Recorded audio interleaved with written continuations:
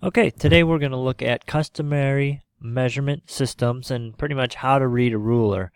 So therefore you can make measurements, so therefore you can dimension your drawings that you are creating to send off for production of your parts. We got two different systems. First system is the US system. US system is what we use here in the United States. Our length is inches, feet, and miles. How many feet are in a mile? 5,280. Our mass we call slugs. Our force we use as pounds. Time is seconds. And then our thermotemperature we use degrees for. The SI measurement system is the most commonly used one. Their normal length is a meter. Their kilogram is what they use for mass. Second is the base unit for time. The amp is for electrical currents. Kelvins is for thermotemperature. The candela for how luminous something is, and then the mole is for the amount of substance. Come back for the second year course next year of POE. We're going to talk a lot about your amps and your kelvins. Be able to work with moles. I'm sure you maybe hopefully hit in a science class before. When we're looking at different measurement systems, we've got the international system and all the prefixes that are there. These are on your formula sheet. You don't need to memorize them, but you gotta be able to use them.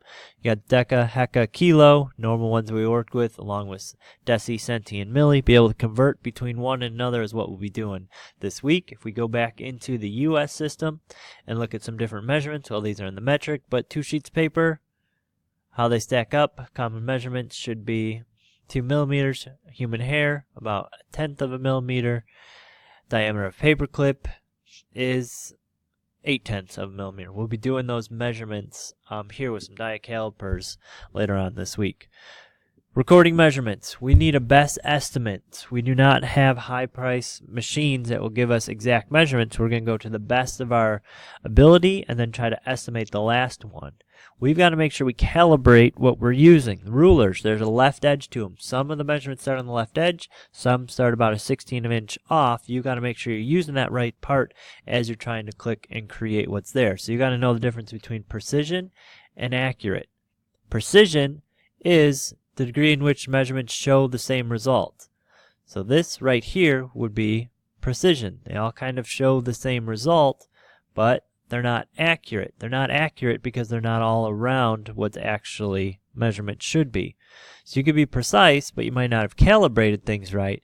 You can be accurate, but you might go through and have different values or kind of range that's in them. Precise and accurate is what we're looking for when we're trying to actually do measurements for us. So as we go through, why do we need to go and do measurements? Because we've got to look at using a ruler.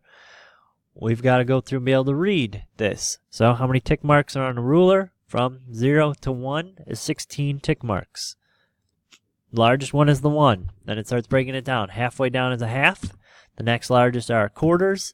Next is our eighths. Next is our sixteenths. So if we were to put one more tick mark in there, they would go where these spaces are. Where those spaces go is a 32nd. So when we measure on a ruler, we want to measure to the nearest 32nd. So as we look at this example, we go through. It's not exactly right on that line that's right there. It's actually a little bit further. So it's 1/16, 2/16, but a little bit more. So count the spaces. 1, 2, 3, 4, 5. It is 5 32nds. Right here, we've got 1, 2. So we got 16ths and eighths.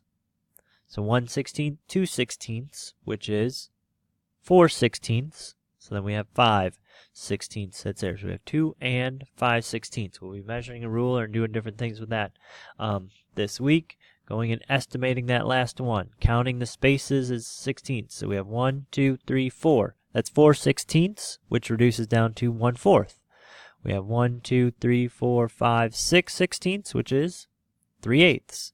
Be able to count those 16ths or those 32nds to make those measurements. We go back into the SI system. We look at the metric ruler. Metric ruler a lot easier to go ahead and measure with because each tick mark is a millimeter. Each whole number is a centimeter that's there. So you have centimeter, millimeter. So this right here, 5 millimeters. This right here, 10 millimeters, so 1 centimeter. So we look at one example.